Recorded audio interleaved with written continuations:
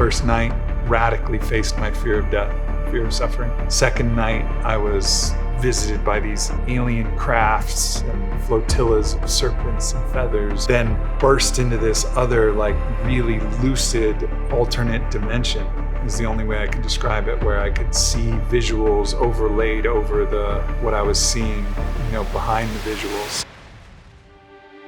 I'm Aubrey Marcus. I've been a psychonaut since I was 18. Founded a company called Onnit and was partners with Joe Rogan in that company. It was a beautiful ride. Ended up selling that company in 2021. You talked about in 2018, you nearly took a huge loss to the company. What was that challenge like? Was that the biggest challenge in the company? That was the point where it looked like we may actually not be able to make our payables. So there was zero cash in the business. Our CFO said, "You guys are bankrupt. In 2 weeks, I'm out of here." Where I had to emotionally face the fear that I'd had the whole time, which is the fear that I'm gonna lose it all. Then I had a conversation with my friend Joe Rogan at the time. I said, "Hey Joe, what supplement would you like to take the most?" And he said, a really good all-natural nootropic. Put together a formula and we called it Alpha Brain. Gave it to Joe and he was like, "I love it." And at that point, I had the first inkling that this might be successful. And I got to make all these phone calls for old employees and all the people I'd given equity to along the way and say like, "Hey, we did it, a healthy 9-figure amount." To the billion-dollar question, or the immeasurable question, what is the secret to creating? What is the secret to manifestation? I'm Aubrey Marcus. I've been a psychonaut since I was 18. Wrote a New York Times bestselling book called Own the Day, Own Your Life. Founded a company called Onnit and was partners with Joe Rogan in that company. And it was a beautiful ride. Ended up selling that company in 2021. And since then, I've started a few new ventures, kept my podcast going, the Aubrey Marcus podcast, and writing a new book. So let's talk a bit more about the moments leading up to your entrepreneurial journey, how you started off as a child, where your entrepreneurial sense started to come in from, your relationship with your parents. Like where was the first point where you knew you were an entrepreneur? Well, each of my parents were wildly successful in their own spheres. My mother, Wimbledon semifinalist. My father was a commodities trader, written about in a book called Market Wizards, one of the real pioneers and self-made man all the way, turned his small account into a small fortune. My stepdad was a SWAT team squad leader, so kind of the epitome of the physical masculine. And my stepmother was a nutraceutical doctor. So excellence in your profession was something that I understood from an early age and felt like I was blessed with all of these different voices and different mentors to kind of guide me towards success. But I chose entrepreneurship because I realized my boyhood fantasies of being a great king, like Alexander the Great, or something that was like that. The closest approximation was to be an entrepreneur, be the CEO of a company that provided goods and services to people, but also shifted culture in a particularly profound way. So it was what called to my spirit. And I much prefer the flexibility to be working all the time or none of the time whenever I'm kind of deciding. I think that's one of the myths of entrepreneurship, this idea that, you really get to choose your schedule. You do a little bit, and you're also working always a little bit. But that was preferable to me over any kind of regular profession. Tell me some stories about your childhood when you showcased on the entrepreneurial spirit, maybe in school, maybe outside of school, where you started to leverage the whole spirit of the entrepreneur. Any side hustles you had, like when you were a kid, Mm-hmm. So the first memory I have of any kind of entrepreneurial endeavor was I set up this little kind of swap meet in my house when I was about 11, and I would collect all of these different rocks from the hikes that I went on. And I would put little small prices on these different rocks and stones and different things that I'd collected, and invite the larger family and friends and neighbors over to this little mini swap meet. And I think they were more humoring me than really interested in the rocks, but would always make a little bit of money and then go buy some, hockey cards or basketball cards and And then also in that collector's game, always looking for the valuable cards and then trading them and then ultimately selling them. Young geologist. Yeah, totally. So 2 months before you founded Onnit, what were you doing? What was your struggles, and what thoughts did you have in your mind? Before I founded Onnit, I thought that I had made a left turn when I should have made a right turn, and that I was too late, used up. It was nothing that I dreamed of was going to happen. And I was 30. I just turned 30. I was like, it's it. Everything I tried had worked with small success. I had a little marketing company. I got some clients, but it was just enough to basically pay the bills. And I wasn't making an impact, and I wasn't creating something that I felt like my spirit was calling me to create. So there was a lot of depression and self-doubt, and I just didn't give up. And I actually launched 2 companies at the same time because I wasn't sure which one was going to work. And ultimately, with Onnit, we were able to get the momentum, get the right partner, and really grow it into something phenomenal. When you were starting Onnit, did you know it would have the impact that it did? When I first started Onnit, it didn't have the impact. We were making basically hangover supplements. So supplements for people who wanted to party and then people who wanted to recover. But they were super premium supplements, so the price was high and nobody was interested. So it looked like, okay, this is another one of your failed ventures.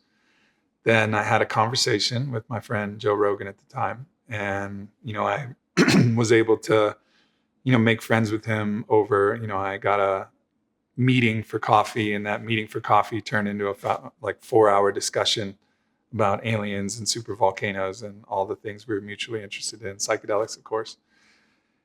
And then I just asked him, I said, hey, Joe, what supplement would you like to take the most? And he said, a really good all natural nootropic. And I said, I can do that. And my stepmother had some background in supplements and nutraceuticals. And I just went to all the best doctors I knew, looked at all the best research, and relied on, the family expertise, and put together a formula, and we called it Alpha Brain. And we knew we had something really good, like something that was paradigm shifting, where most supplements, you take them and you hope they do something good. This one, you could take it and feel it right away. And gave it to Joe, and he was like, I love it. And at that point, I had the first inkling that this might be successful. And, I had only raised $110,000 for Onnit. So before we launched Alpha Brain, we were completely out of money. Like, if it wasn't for net 90 terms that our manufacturer gave us, so I had 90 days to sell the product before I had to pay them, we would have had to declare bankruptcy. And fortunately, with the partnership with Rogan, we launched Alpha Brain, sold through the first round of products. I had placed a second PO, to follow right behind it, sold through the second round within a matter of a week. So we were turning over product without me even having to pay for the product that we were receiving yet. And that allowed us to just grow the business from cash flow from 2011 to 2021. Wow. That period sounds very challenging. Was there some sort of practices that you were doing energy wise? What were you doing for that breakthrough to happen? Like, do you think that you were just taking action and the universe was sort of showcasing to you what you believe? What were you doing? What was your thoughts? What were your beliefs like? What were your emotional state like? I wish I could say that I had the type of kind of spiritual focus and intensity that I was, creating something that I really believed in full, like this is definitely going to work. And I had written it out. It wasn't really like that. There was a lot of doubt. There was a lot of stress. There was a lot of trying to figure things out, and also listening though. The reason I was drawn to that, that meeting with Joe, I actually had to say no to my best friend Bodie Miller's invitation to the Kentucky Derby, which would have been an amazing party. And that's what my life, I was doing a lot of partying around then. That was my escape from the depression. I said no to that just so I had a chance to have one 30-minute coffee with Joe. And, that was part of my listening. I said, this is important. And it turned out to be one of the most important entrepreneurial ventures, and also friendships of my life. He was an incredible mentor in so many different ways. So I listened to that kind of whisper, I guess you could say, from the universe that said, this meeting with Joe is important. I didn't know how it would be important. And then that one conversation we had while playing pool, which supplement would you like to take the most, Joe? That's what changed everything. And then once we started to get momentum, that's when my attitude started to shift. And that's when I started to see the whole vision. And actually, in an ayahuasca journey, I saw a whole vision of what Onnit could be, what I needed to do to get from where I was to where Onnit could be, and how I needed to clean up all of these different elements of the business and really focus on total human optimization. And so it took a while. It took until I felt that real positive momentum that I could even get my own mental state and emotional state in the proper place, to be honest. How can entrepreneurs like yourself in the early stages get closer with that voice? I think listening to the voice that's available, this is a skill that's practiced. Practice makes the master. So the more you practice listening to that voice, should I eat this food? Should I go to this gathering? Should I go to Burning Man? Should I go wherever? You start listening to kind of the whispers. In the Hebrew lineage, they call it the lehisha, the whisper. There's many other different traditions that talk about there being a force that's here to guide us. And I think the more you practice tapping in to that voice, the more assistance you'll get on the journey. And I can really say that most of the best things in my life have come from me listening to one of these whispers. It's crazy how that one decision changed the whole timeline of your life, of seeing Joe and then making that decision to start the company. When I look back, I think about going to the Kentucky Derby with Bodie Miller for the first time would have been like the epitome of what I would have enjoyed. And I had to sacrifice that for just what this whisper told me, like, go have this coffee meeting with Joe. And I chose that coffee meeting and said no to the funnest trip I could possibly imagine at that point in my life. So I was willing to make a sacrifice to trust the whisper. And I think that was, one of the key turning points in my life. Take me through to the exit of the company now. So we were growing as fast as we possibly could. It was like we had our surfboard out in the ocean and we were paddling and nothing was really coming. And then Alpha Brain and the partnership with Joe hit, and it was a gigantic wave, and it was sets of waves that just kept rolling in. So it was a lot of excitement and also a lot of pressure. I'm always looking out for what are the possible, where's the reef that could come up and make us crash? Where's the sharks? What are all the dangers? And you can't avoid all of them. And we experienced all of them, from security breaches to lawsuits to all kinds of different things that would come up when you start making waves with your business. So, but there was still so much positive momentum. And in 2018, we reached a constriction point where a few things came together that almost put us out of business. And that was a point where it was like, wow, like we may not make it out of this.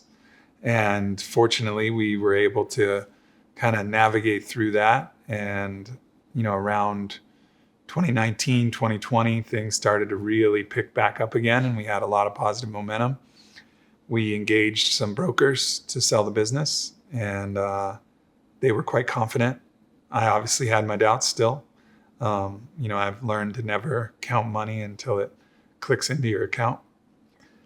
But it was, I had actually stepped down as CEO for that final year and let a really competent operator, Jason Havey, operate the day-to-day business aspects.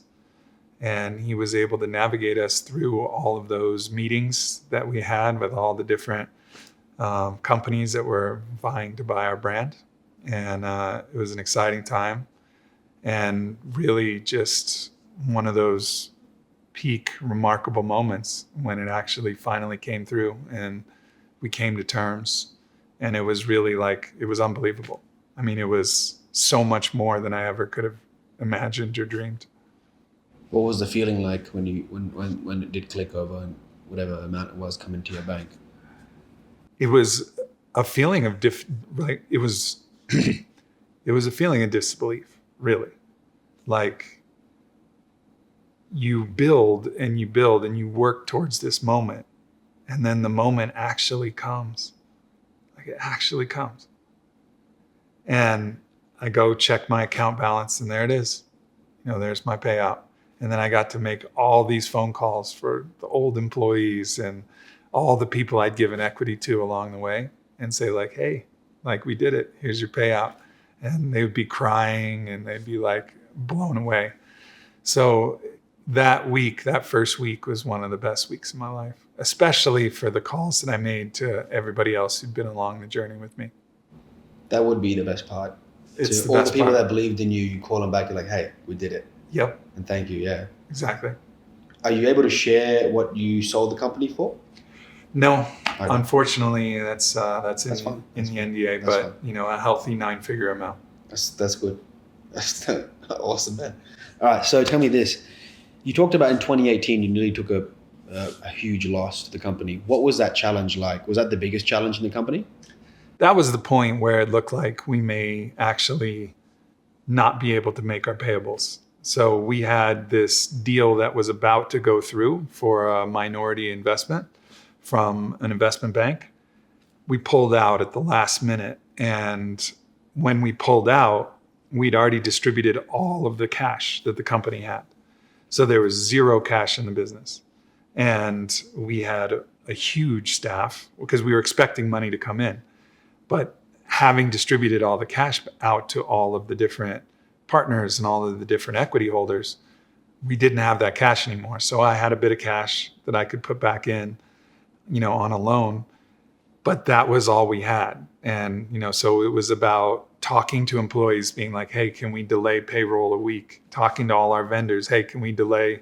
We've been good to you guys for, 7 years. Can we delay? Can we delay? Can we delay? So we were just on the phone, just trying to figure out how we could scale back all of our payables so that we could replenish the cash flow in the business. But it was dicey. We hired a new CFO right before we were going to take this investment, and he just walked off the job. No 2 weeks, just walked off the job and said, you guys are bankrupt in 2 weeks. I'm out of here. And we were like, really? All right. And we just rolled up our sleeves, got to work, and made it through. But it was an experience where I had to emotionally face the fear that I'd had the whole time, which is the fear that I'm going to lose it all. And I really had to look that fear right in the eye and, in some ways, fight like hell to change that timeline. And in another way, surrender to the possible outcome that this may not work out. Please tell me you called him after the payout. Did you call him? We saw him at a function, like a business function in Austin after we sold. And what was the look on his face? He was kind of sheepish, he was sheepish, and we couldn't help but say, with your equity package, your payout would have been, this 7-figure amount. Hope you're enjoying your new job. He deserves it, man. Yeah, for sure. That's how you really tell who's right or die, though. During those moments, who's going to be there. That's it. Yeah, it's the tests, these initiations that actually reveal a person's character. So in many ways, I'm grateful that happened that way, because we got to find out what we were made of, all of us. You got flushed out. Yep. So let's talk a bit about your journey with psychedelics. When did you start your journey with psychedelics? Was this after Onnit or prior to Onnit? No, I was 18 years old. Okay. Yeah, so 12 years before I found an Onnit. What was your first psychedelic experience? So I'm 18. I just graduated high school, and my father had worked with psychedelic medicine, and he set me up with his shaman out in New Mexico. And I was terrified. I remember I grabbed a stone from the driveway and I held it and I said, as long as I hold this stone, I'll remember that I'm still alive and exist. I was so scared. But the experience was the opposite of scary. It was the most life-changing, profound experience of my life. It was a combination of psilocybin and MDMA. And I went in to that journey as a stone cold atheist. And I left with an undeniable gnosis of my soul and of a divine presence. Now, I didn't know how to correlate that divine presence that I felt with the word God, which I still had a lot of, questions and issues, which I've subsequently resolved through 26 years of journeying with psychedelic medicine. But that one night, which I was up all night, till the dawn, on a stormy night with the coyotes howling in New Mexico in a little hut, and keeping the fire and just writing and writing and writing and reevaluating my entire life philosophy. Then let's move a bit more forward when you started your ayahuasca journey. How did ayahuasca come into your life? How did you start with that? I started to get really curious about the different psychedelic medicine practices. So I was researching all the time about what people had been doing, and I came across some accounts from Terence McKenna about ayahuasca, and then looked into some other options, and I found a group that was taking people to go do ayahuasca in Peru. And I wasn't a part of this group. It was like kind of a closed container, but I wrote this beautiful letter and said, like, I'm really called. I would love to join you guys. And they said yes. And I got to sit for my first time with Maestro Orlando Chuandama of the Quechua tradition. And that also was absolutely life-changing. First night, radically faced my fear of death and fear of suffering. Second night, I was visited by these alien crafts and flotillas of serpents and feathers, and then burst into this other, like, really lucid alternate dimension is the only way I could describe it, where I could see visuals overlaid over what I was seeing, behind the visuals. So it was this wild experience. And then in the final journey, the third journey of that trip, that's when I actually saw Onnit. And I saw it as like a heartbeat. That was like the center of my world that would supply all the blood to all of the different aspects of, the kingdom that I ultimately wanted to create and the impact that I wanted to make. And so I just had to go in and then see, all right, so how do I keep this heart healthy? Like, how do I support it? And it showed me in quite a bit of detail, what my next steps might be. And it's less that ayahuasca showed me entirely. It's more like a conversation. So I got to have a conversation where I interfaced my knowledge with this external source of knowledge as well. So it was really, we kind of worked it out together. So you were destined to create this then? I feel like that. Yeah. Why you? Why were you chosen to make it? What feeling do you get? I've been really blessed. I mean, the blessings in my life, they're unbelievable. And I think there's two responses to being blessed. One response is that you look away and you pretend that you aren't blessed. And that's a way to shrug responsibility. But if you really look at the blessing and say, like, God, thank you so much. Like, let me show you it was worth it. And that's how I wake up every day.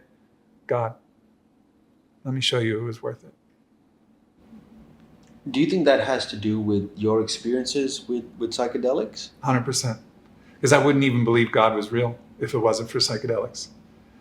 So I would have received the gratitude. I had, my parents were beautiful and loving, and I would have received the gratitude and I would have done some good, but it wouldn't have applied to the whole world. And also my interconnectedness with all of life and all of creation. There's a Lakota saying, Aho metaku yeo yasin, and that means to all my relations, or we are all related. And it's not only an idea, but it's a gnosis. It's a truth that I know that I am you too. I am that tree. I am that rock. I am that other person. I am that animal. So it's this immersion in the state of interbeing with all of life that actually, when you receive a blessing, then there's a part of you that it just feels compelled to give back. When you see people on the streets, a homeless person, why aren't they blessed? Why aren't they able to do what you do or other really powerful creators do? Where are they getting stuck? There's a hermetic principle, as within, so without. And I believe that all of, the best external creations come from the consolidation and the growth that you experience internally. So I think they're just on a different journey where they're looking to actually resolve and evolve aspects of themselves that, need that evolution. And when they, reach a point where they've evolved that aspect and like consolidated that aspect, then their life, will take a different course. Now, not everybody is going to be able to create a business of the magnitude that I've created. I mean, that's, again, it's a wild and beautiful blessing. And it would be false of me to say that it's like, well, I deserved it, that's why. No, it was a blessing. Like, it was a blessing. Now I'm going to work the rest of my life to deserve it. And so, it's there's a lot that's contained in the mystery. And so, but all I know is that the more I work on my own heart and work on my own self, the better things go externally. Just like a reflection. Yeah. As within, so without. Have you ever noticed when you've made a slight, subtle change inside, something outside of you's changed instantaneously? So when I make a big breakthrough internally, oftentimes the next thing that comes is a challenge, not a blessing. It's a test to see is this really for real? So I was given an incredible blessing by a Lakota Chief Bear Cross. And within 4 days of that blessing, I went through the most challenging period of my life. And outside of, the business challenges, which were intense, but this was a very personal, challenging experience. So with a blessing often comes, or with something that's, beautiful that comes your way, comes a deep challenge. And then after that challenge, then that's really where I find the growth. So oftentimes when I make these big, improvements and breakthroughs, the next step is a big challenge. And then after the big challenge comes the big blessing. So you can consciously choose to make these internal shifts, and the outer world aligns to those shifts. Yeah. So one of the bigger challenges for me is just spending enough time focusing on my own physical body. So I have pretty clean thinking, pretty clean connection to, spirit or the divine or God, and a really messy relationship with my physical body.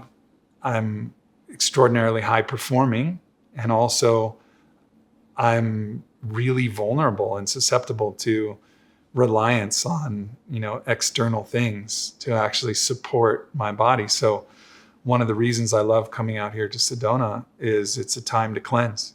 It's a time to heal. It's a time to let everything go and actually get the internal vitality really strong in my body. And I think a lot of times, great entrepreneurs or great writers, they write or create the thing that they need the most. And I needed total human optimization the most. So, because that was my weak point, so I created Onnit, and I wrote Own the Day because I needed more structure. And so a lot of what I'm creating is to help fix something within myself, and trusting that there are many other people that are like me, that we aren't all that different after all. And so if I'm creating something that is fundamentally impacting my own life, then I trust that it'll impact other people's lives as well. Now, to the billion-dollar question, or the immeasurable question, what is the secret to creating? What is the secret to manifestation? I believe the secret to creation, and some people might call it manifestation, is to really listen intently first. Listen, listen, listen.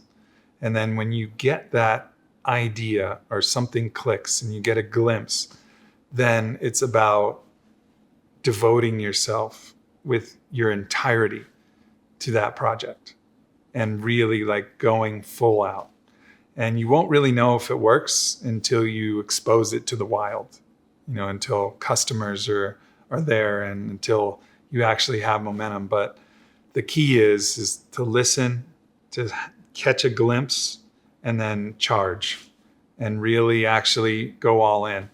I think one of the biggest mistakes I've made in subsequent creations is I've been a little bit interested in this, a little bit interested in that, a little bit focused on this. That doesn't work. It's like when you play the board game Monopoly.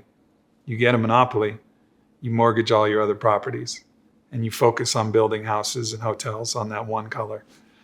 And that's probably the lesson that I would say is the most important. Listen, charge, and then mortgage everything else. Focus entirely on that thing until you know whether it's going to work or it's not going to work. Because if you give it half your attention, half your focus, you can pretty much guarantee it's going to fail. So it's very focus based. You got to be like a laser beam. If you want something, go get it. Let's kind of flip the script on the unseen side. That's the you Right. side.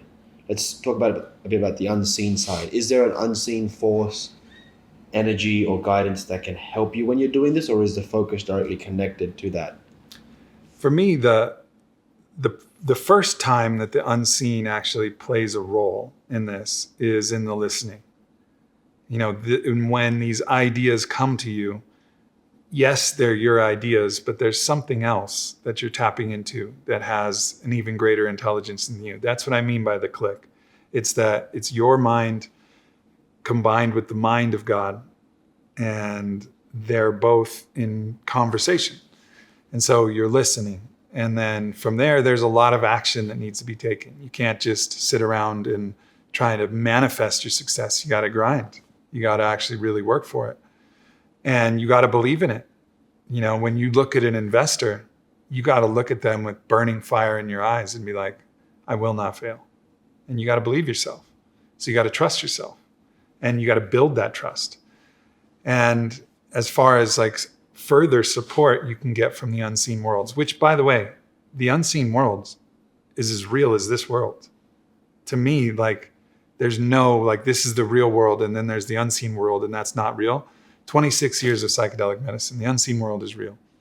So the next most important step is to align your intentions with what you'll do with the resources that you're stewarding, so that you say, if I receive this blessing, like, I will pay this back in every way possible.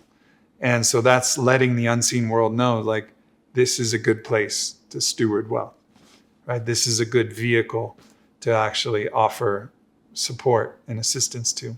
And so that's another key component, is to be the type of person that if you receive that money, that you'll actually pay it back. There's a principle in the medicine language of Quechua called Aini, and it's a principle of reciprocity. And so to have the universe trust that what you're given will be returned in some capacity. What's 3 powerful ways someone in the busy world, in the corporate world, someone who hates their job, someone who's looking to find this freedom, someone looking to create their dream life, they can tap into this silence? What can they do? So, of course, for me, I was kind of baptized in psychedelic medicine when I was 18. but I can't recommend that to everybody. That's a very personal choice. What I can recommend to everybody is breath work, sensory deprivation tanks, meditation, ecstatic dance, chanting, time in nature. Like all of these things are places where you can get quiet and where you can build a bridge to the unseen world to help communicate with you. But I mean, you don't even need to do anything that fancy. If you just spend time by yourself, go on a long hike alone without your phone, leave your phone in the car, and just go and listen and sit under a tree. I mean, there's a lot that can come to you. And then these practices like shamanic breath work or holotropic breathing are really a powerful way to not only release a lot of pent up and stuck emotions, which creates kind of static in the field. Like if you're feeling angry or sad or jealous or anything that's kind of going on inside, it's like you're trying to pick up a radio signal, but there's so much static that you'll never hear a clear transmission. So you got to clear out the noise inside your own body, mind, spirit. And once you clear out the noise, you're much more likely to catch a signal from what I call your potential or your soul. Tell me something you manifested accidentally that was like silly or stupid or something that you didn't like. You're like, dude, I created this and I don't like this.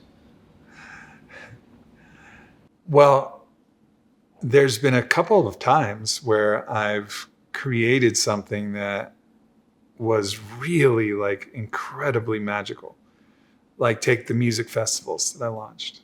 It was called Arcadia, and it was an amazing brand, and we had amazing talent that came, and the feedback from everybody who participated was like, this is one of the best times of my life. But then I look at the P&L and I just got crushed. So there's been a lot of things that I've created where I didn't put the finances in the appropriate position, where I just created based upon my love and desire and this kind of also this feeling of abundance that I had after selling Onnit.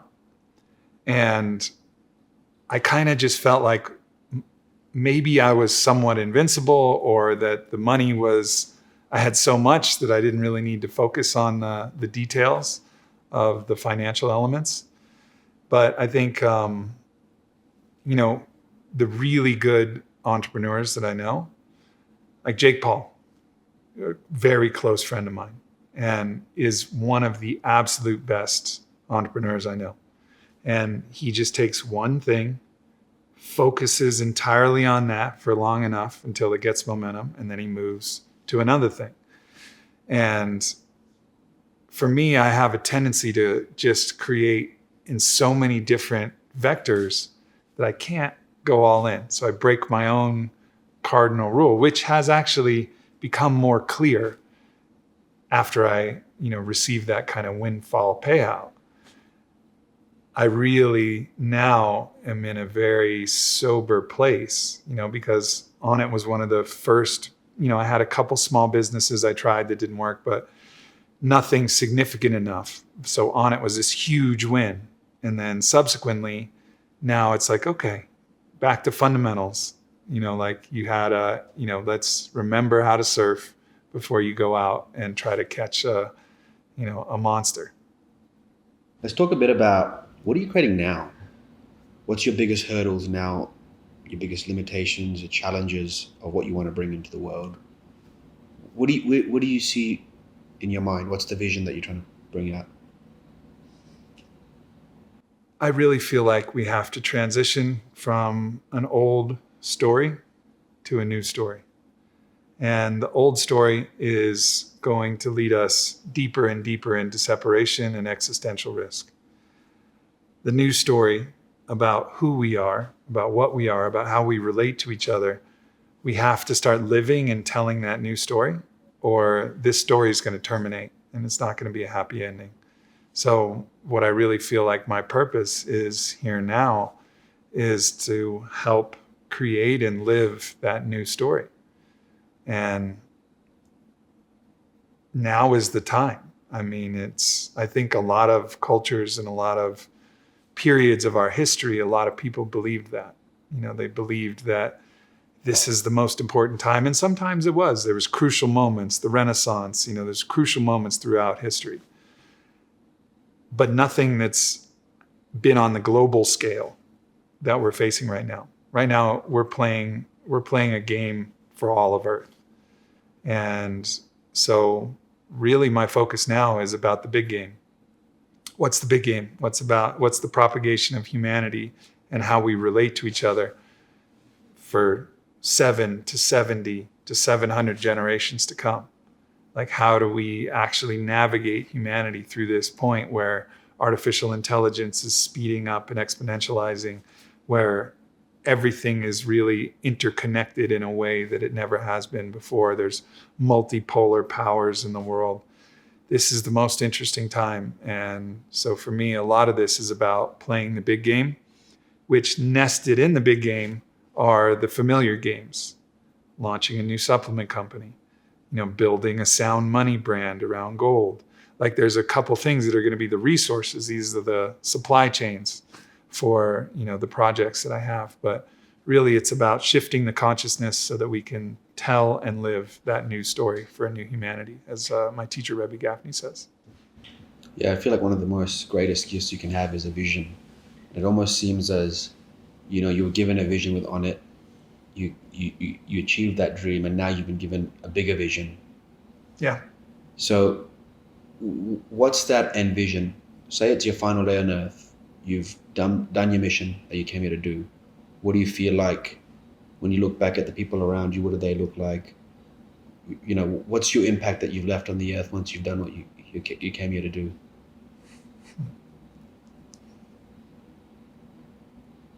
At the end of the day, it's about love. How much love did I share with those who are close to me? How much of my own love did I share with the world? Regardless of what the world's response is, did I share my love generously? And did I receive my love graciously? Receive the love of the world graciously.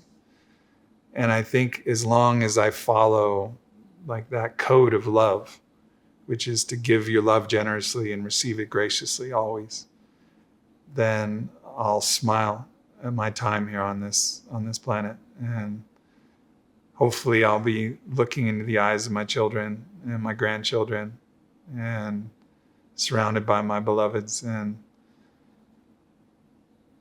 But there's no guarantee. Tomorrow is not a guarantee.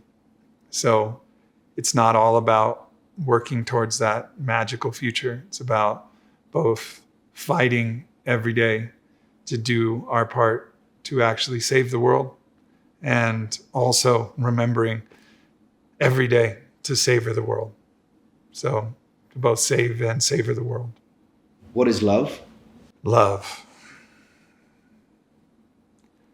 is the fabric of existence.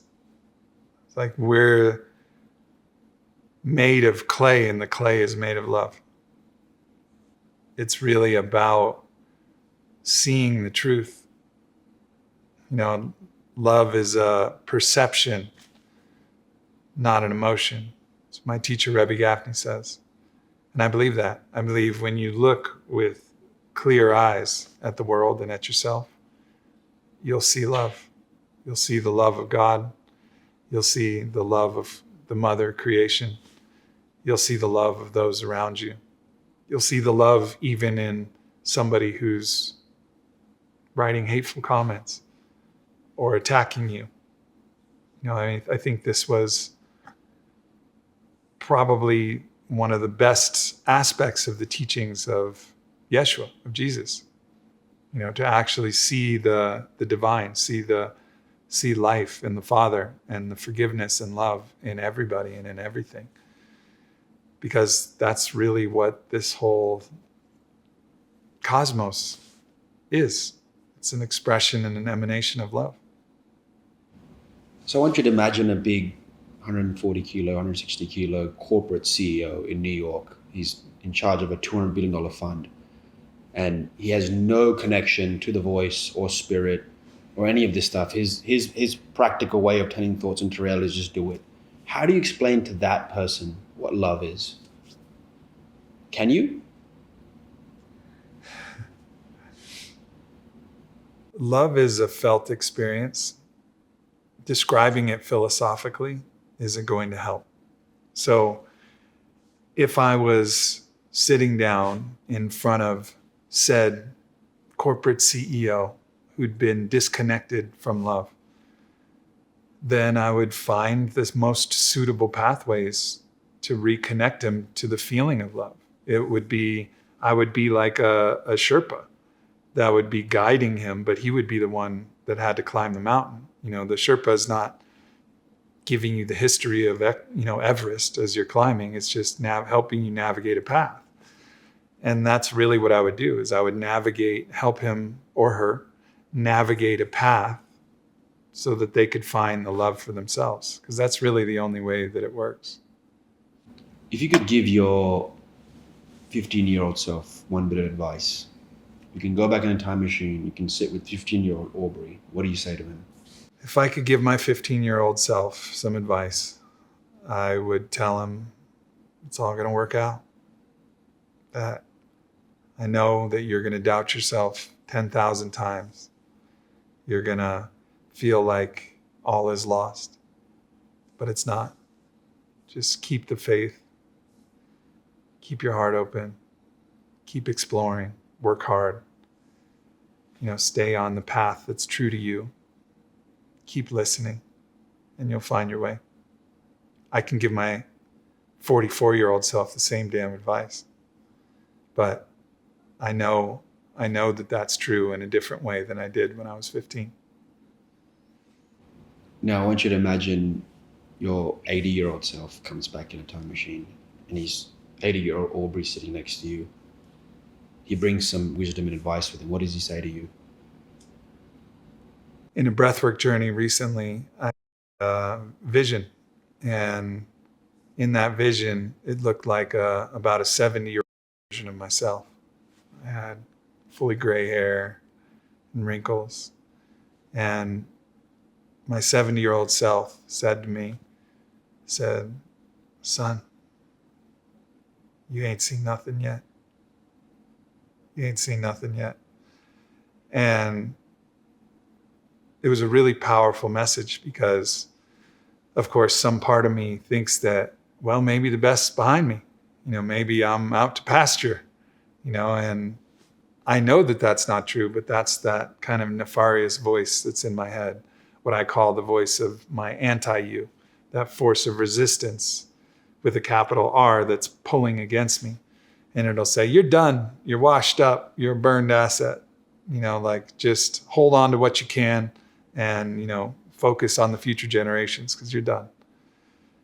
But when that 70-year-old version of myself came in and said, you ain't seen nothing yet, it was like, wow, okay. And I don't know what that looks like. I hope it includes a lot more business success. I hope it includes an incredible family. I hope it includes things that I haven't even imagined yet. And a really deep impact on the world. I mean, that's really what's, most important to me, is making a really deep impact and then preparing, my generation of children to continue that mission and create a really big impact as well. So, you ain't seen nothing yet. What a powerful phrase. That's you. If there was no time, if time was an illusion, and that version of you exists now in a timeline, what is you ain't seen nothing yet? If you could just try to get a feeling of what that word means, or those words mean, what would that feeling be? Is it a uplifting feeling, or is it like, I can't even fathom the greatness, or try to put it into words?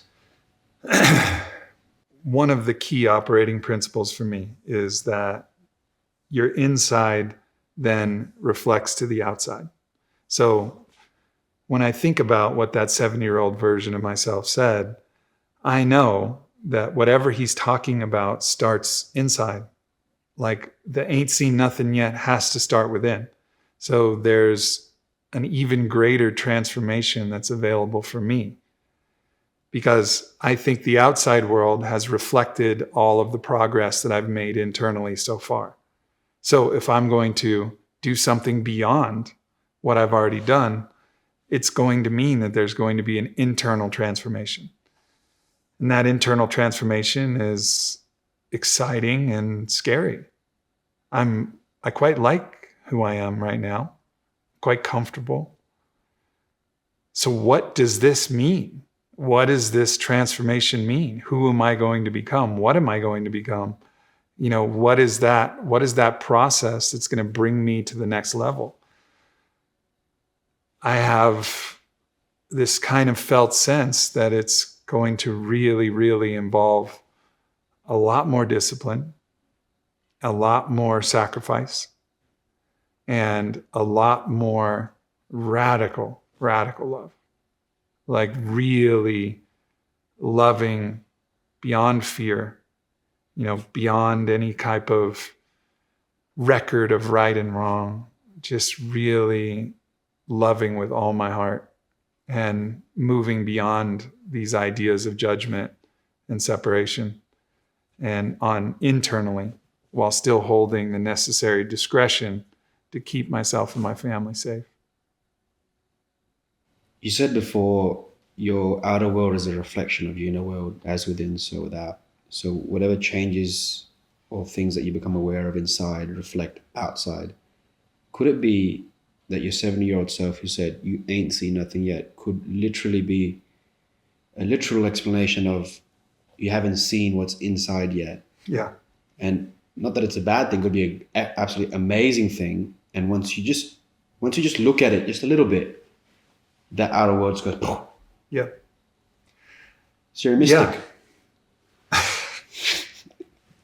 I'm really uncomfortable. I'm really uncomfortable being called that, but fundamentally, I know that this path that I'm on is either going to crush me or I'm going to adapt. And the adaptations are going to be hopefully not defense mechanisms, more armor. That's not my path. My path is to continue to pull off all of the armor and file down all of the calluses and still remain sensitive and feeling and open, but beyond judgment and beyond fear, and just in radical faith. Yesterday we were out here and, I went into a deep, deep meditation and did a really deep jaw release, like self-jaw release. And it was a powerful, small window of transformation. And I walk outside and there's the most radiant double rainbow I've ever seen in my life. And I just started laughing, and it's like, for all the doubts that I have in myself, continually, I just see the blessings of Great Spirit all around me. And I know also that this transformation that I'm going through and this path that I'm on will include a lot more faith, like really letting go of any scarcity, any fear, any clinging to comfort, and just fully surrendering to the divine power that moves through all of us. Like anybody, like there's nothing that's special about me. I think this is the key message, is that everybody can do any of this. And that doesn't mean that I'm not so blessed and have been blessed right from the start. What person has 4 wildly successful parents? I mean, I knew I was blessed from the drop, and I felt the pressure. With great blessing comes great responsibility, right? Like I felt the pressure, like I have to give back. I'm so lucky. And so for me, that's about becoming the best man that I can be, the best father I can be, the best husband I can be, the best lover I can be, the best brother I can be. And that all starts within. And it involves a lot more faith than even I have now. this 70-year-old self, right? Hmm. Try to tap into his energy. What three animals come to mind when you try to feel him? The first animal spirit that I see in this 70-year-old self is an owl. And I think that symbolizes both wisdom and stealth in a way, like the ability to move through the world without being seen, but also carry like this deep wisdom and presence. The next animal spirit that I see in him is the buffalo. And this was part of my blessing from Chief Bear Cross, was a buffalo bonnet, right up there actually. And the buffalo is the one who is willing to face the storm head on. So if a storm is coming, the buffalo face into the storm and they walk towards it. They don't run away from it. They don't go hide and seek shelter. They look at the storm straight in the eye and they walk towards it. And the buffalo is a big symbol for actually saying, like, here we go. Like, we're going to head into this storm, and all the other animals, Lion King style, like, follow me. And he embodies that. And the last is the dragon. It's been a special animal totem to me for as long as I can remember. I remember my first drawings ever when I was a kid were of dragons. And the dragon is a symbol of the reclamation of our own personal sovereignty and power. And that 70-year-old version is the wisdom of the owl, the endurance and tenacity and of the buffalo, and the deeply embodied power, sovereignty, and freedom of the dragon. The owl can also see in the dark, Yep. which is a good quality to have in the world that we're in. Yeah. The darkness is real, and it's not about whether it's daylight or nighttime. There's good and evil in this world. And if we turn away from the evil, we're only seeing half the picture. But the question is, what is the response to evil? Do we fight it or do we transform it? We've played out the story of good versus evil. Let's fight it. We've played it out. How's it worked for us? Not really so good. So I think that our path is to transform evil, and transform evil with love. Love is the force that can transform anything. And it doesn't mean that evil will be eradicated. It just means that we can push it a little bit off of our plane of existence and just say, like, no, like this is Earth, and Earth is our kingdom. And, you can have your place in the cosmos, but not here. And that's what I see, the path forward for humanity is to not blink and not flinch when we see the darkness and we see the evil in the world. But instead of trying to simply fight it, that we give our hearts to transform it. What's one thing you'd like to say to your father that you've never been able to say to him? My father went into a psychosis when I was 30, and he passed away in 2023.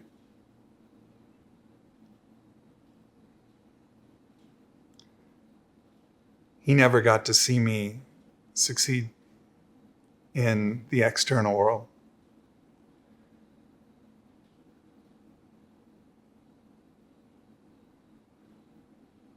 I would just like to tell my dad, like, thanks, Dad. Thanks for everything. Like, it all worked out. You did it. He did a lot of work to try to liberate himself from his own internal demons. And he did the best he could, but in the end, his own demons got him. But he did enough to liberate me. And so, the thing about being in the psychedelic medicine in the unseen world is, I have got to say that to my father. And even though he's buried in a grave, like we still talk, and we talk frequently, and I'll go to his gravesite and I'll talk to him. And sometimes in dreams or in visions, he'll talk and share words back to me. So I would love to be able to say that over a round of golf or across from a chessboard or just at the dinner table with him. But at least I get to have those conversations with his spirit. Thanks for that. Is there anything you'd like to say to your mother that you've never really expressed or you've ever shared with her?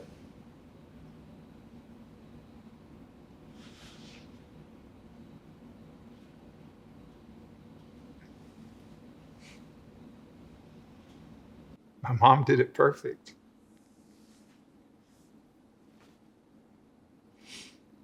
Everything. It was perfect. I mean, what do you say? I mean, I've said that to her. We share our love so freely. But like, my mom did it perfect. Who gets to say that? Who gets to say that? You know? I remember one time in my whole life, my mom got a little bit of funny energy with me. And I just looked at her and I went, "Mom?" And she goes, she goes, "Yeah, oh, sorry." That's it. It's the extent of the challenges I had with my mom. A 10-second wobble in her energy. It's unbelievable. I mean, and talk about blessings. Like, I wouldn't be a fraction of the man I am if it wasn't for the unwavering, unconditional love of my mother. Have you ever experienced luck? Every person that we've interviewed, whether it's corporate CEOs from Hasbro, Ubisoft, Bandai Namco, they're not connected in any disciplines, but they always talk about luck. Like they were at the right place at the right time, and the right person to give them the right contract was there, and now they've got a $12 billion company, a $98 billion company. It's always this luck thing that keeps popping up. Tell me about yourself. What role has luck played in your life, and what is luck? My father had a friend, and he's a world backgammon champion, billionaire. And he would always laugh and say, "I'd rather be lucky than good." And I think what he was pointing to is that there's so much that is outside of our control. And there's a lot that's within our control. So we're responsible for everything that we can do internally as a self, externally in our kind of commitment and focus in building the business or executing on an idea. And then the universe is responsible for the rest. And so luck, fortune, destiny, all of these different things are kind of woven in a braid. And you got to just put yourself out there, put yourself in the right position to be lucky, right? Like that meeting I created with Joe Rogan, put myself in the right position to be lucky. And I didn't know that he would become the most influential podcaster, media figure, of our time. I didn't know that. It's 2008.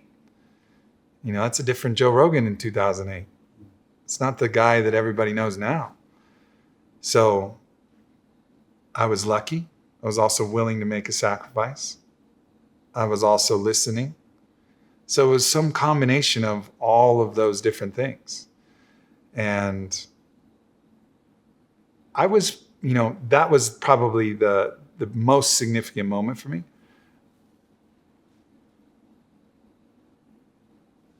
And I don't know why. I just knew that somehow we were supposed to be friends. And I would see him all the time. I'd go to the UFC fights. I'd see him at an after party, or I'd see him walking through, or I'd see him in a restaurant, and I'd like say, "Hey," but like, of course, from in that context, he didn't have a chance to see me.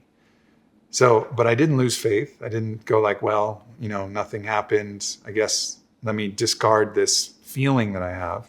I just kept trying to figure out, like, I just need one shot that he can see me the way that I can see him. And so I kind of created it, and luck took care of the rest, I guess. But I think it's a co-creation kind of thing where you put yourself in the right place and then luck takes you home.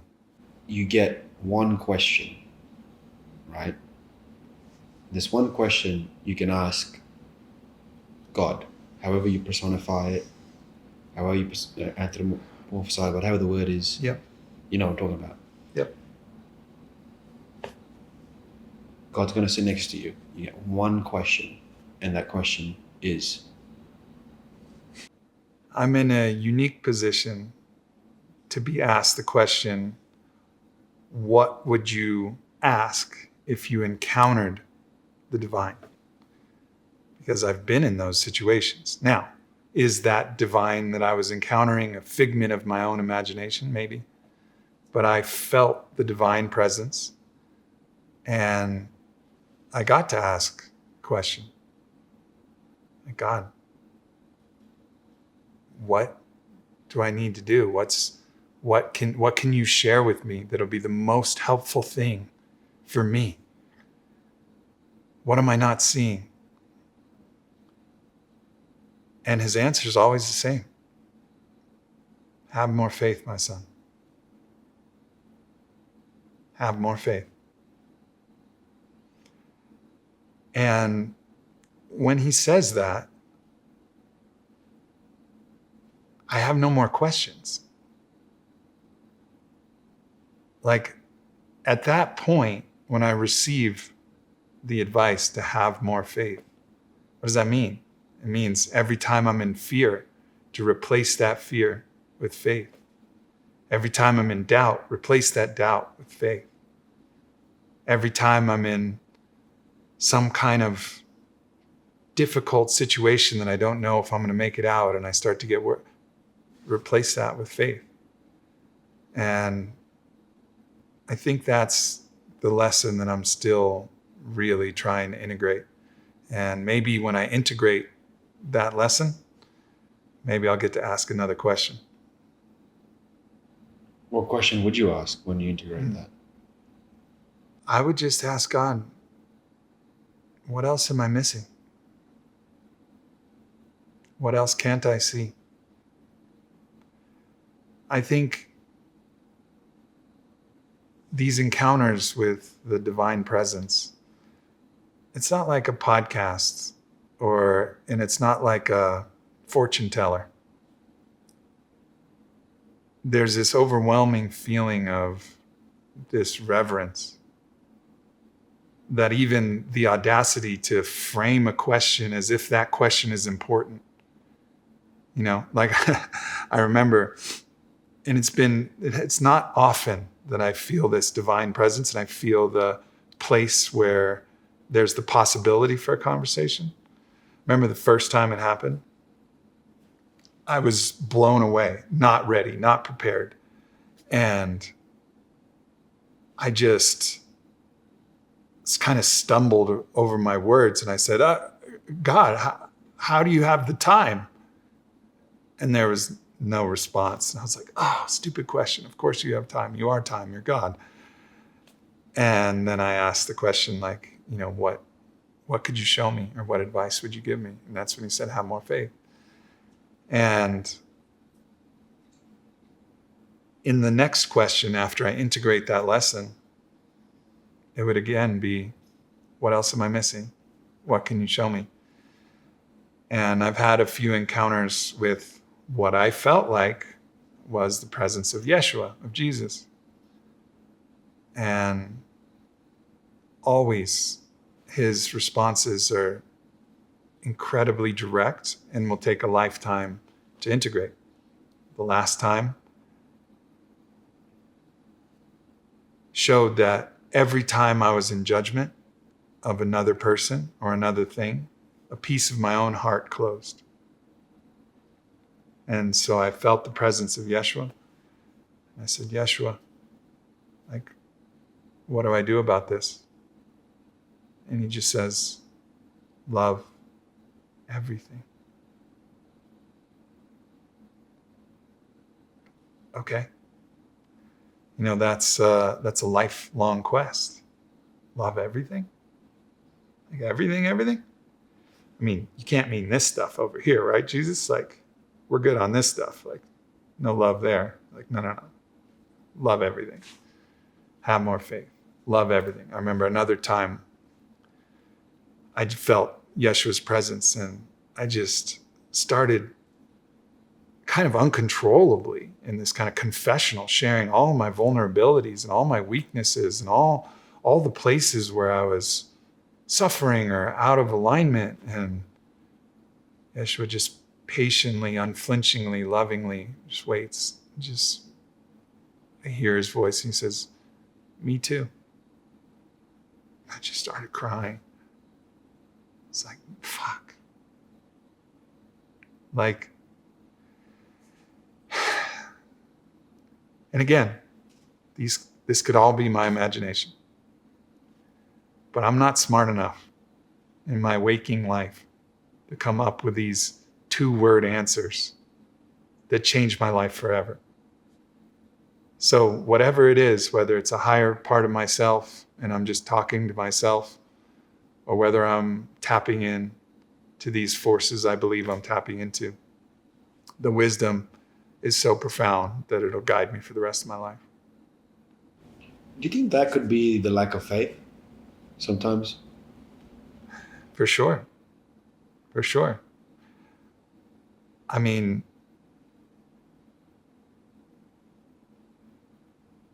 my brothers and sisters who Sundance, which is one of the most difficult rituals of our Native American indigenous cultures.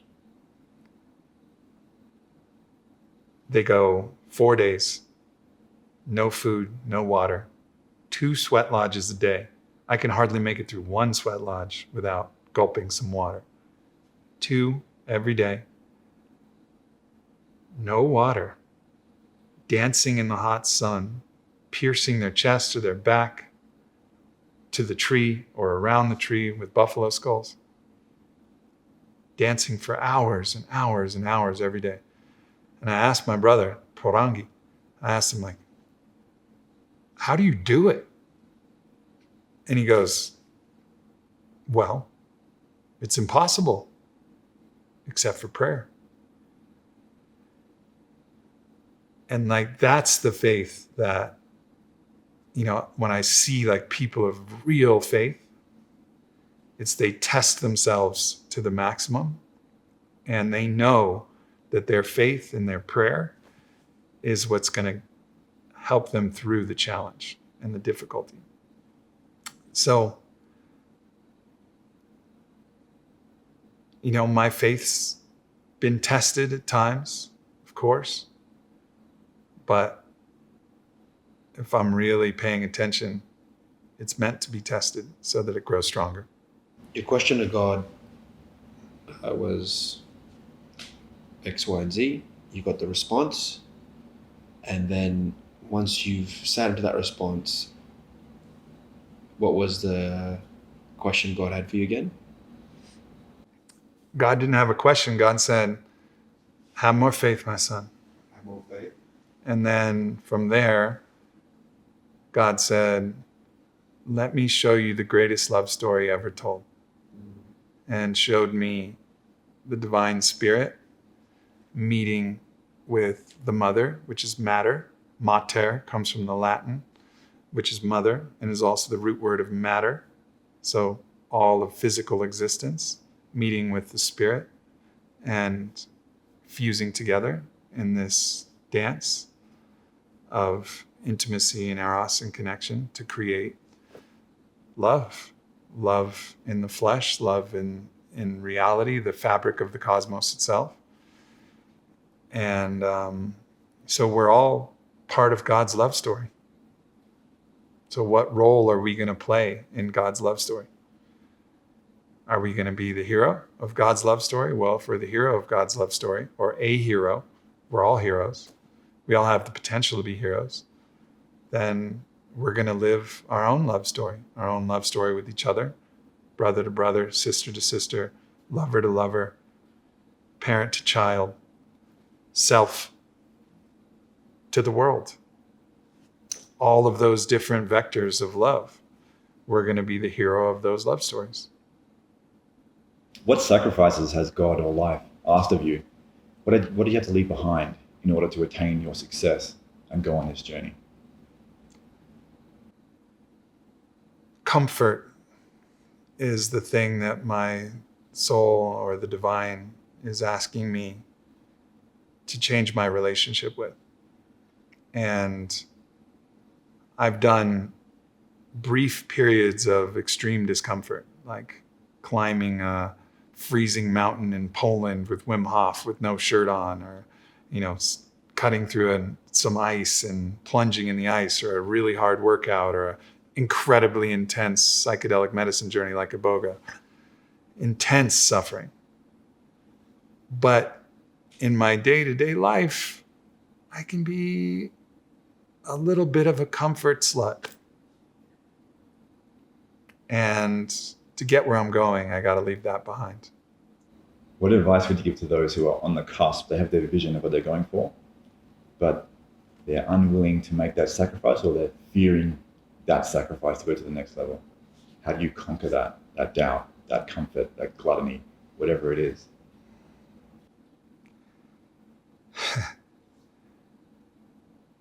I don't know why the cosmos is constructed like this. The mystery is as it is. But it seems to demand sacrifices. And I think we look at sacrifices in the biblical form as this archaic practice. And Jordan Peterson's done a great job of actually reframing that as giving your best and giving something really important to you to the highest. So giving your best to the highest. And so for me, that's not necessarily, so the best version of myself is the one that's not in this cycle of seeking comfort, is willing to go into the discomfort of like really impeccable discipline and really like clear focus, and just being willing to step through that. So one, to know that life demands sacrifices. Two, you got to give your best to the highest, and that's what demands the sacrifice. And you're going to have to leave a lot of the comfortable behind, because in the discomfort is where the growth occurs. And where the growth occurs is where the outside world will reflect what's inside your own heart, body, and mind. What are the consequences of not playing that big game and making that sacrifice? If you're unwilling to make that sacrifice, then you have no right to complain about any circumstance in your life. Like, you really have to be willing to forfeit your right to be a victim, to complain, to say things aren't the way they should be. If you've made truly the sacrifices, then at that point, you can throw your hands up and say, like, what's the deal? What's the deal? And I actually know people like that, and it's a mystery to me. I know people who've continually made the sacrifices and are scraping together whatever coins they can make. Artists, medicine people, unbelievable people who are willing to make the sacrifice, but are still really struggling. So even then, it's not a guarantee. But without taking that first step, you just got to take whatever life you have and just say, okay, I'm unwilling to take the important next steps. I'm not willing to make these sacrifices. So this is my life, and I'm good with that, whatever. It's a kind of, it's going to create this kind of apathy. Like, yeah, I don't care. This life is fine. My Netflix account's still on. Like, whatever. A lot of religions talk about suffering. Like the Buddha said, life is suffering. Christians believe you've got to carry your cross and suffer. Where do you think that came from? And do you think that's true? And is there a better way? Life is not suffering. Life is gorgeous and hard. And suffering comes when you have something hard and you're in resistance to it. So suffering is resistance to discomfort or resistance to pain. So suffering is a choice. It's optional. The people at Sundance who are not drinking water, 2 sweat lodges a day, piercing their chest or their back, they're not suffering. But it's enormous pain. But they're not suffering. And I really think that this idea of suffering is a choice. And it's about your mentality. You know, Viktor Frankl said the last of the great human freedoms is our ability to choose our attitude towards a given circumstance. Suffering is an attitude, but pain is a guarantee.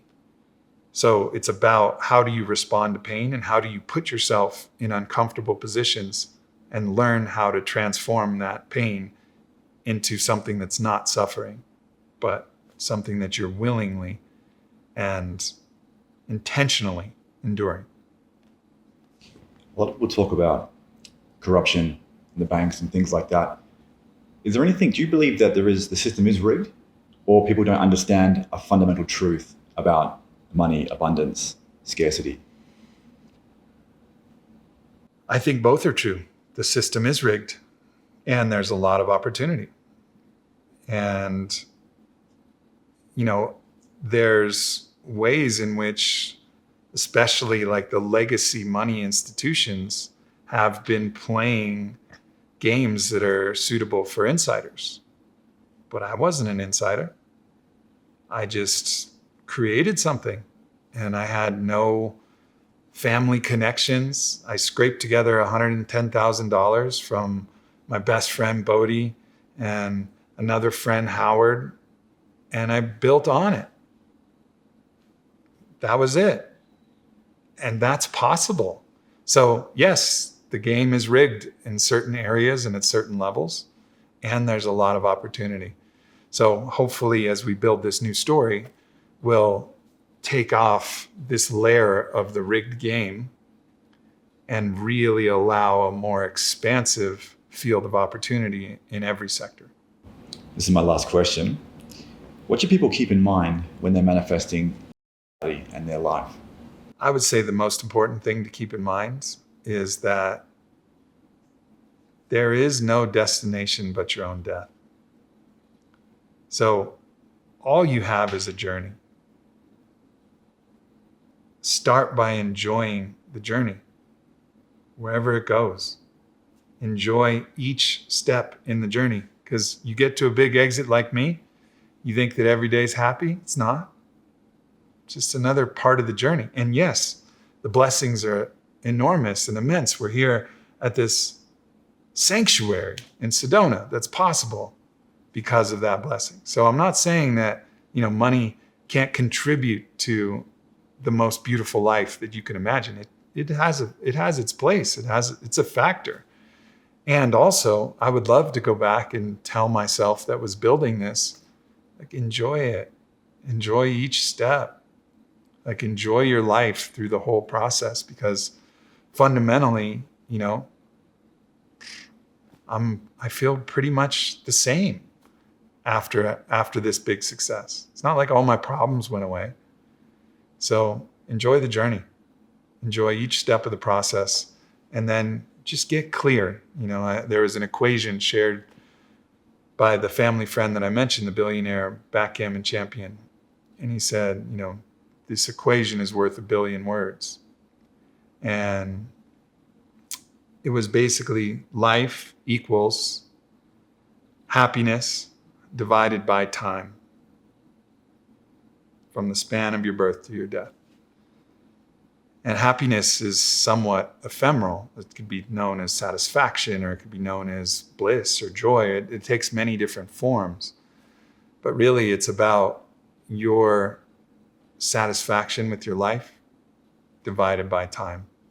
And so if you're just going to devote, there may be a period of sacrifice where like Gary Vee, you're grinding for 16, 18 hours a day, and this is your sacrifice, and that's all beautiful, but enjoy that too. Like, enjoy that sacrifice. Enjoy every part of the process, because it's all just a journey. I'm going to throw one more question in.